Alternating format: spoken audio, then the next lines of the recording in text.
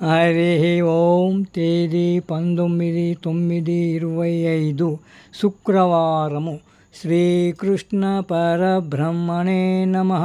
శ్రీమద్భగవద్గీత జ్ఞానయజ్ఞములో శ్రీమద్భగవద్గీత నుండి అథ సప్తమోऽధ్యాయః విజ్ఞానయోగః. ఈ అధ్యాయం నుండి 11వ శ్లోకము. బలం బలవతాం చాహం కామరాగవివర్జితం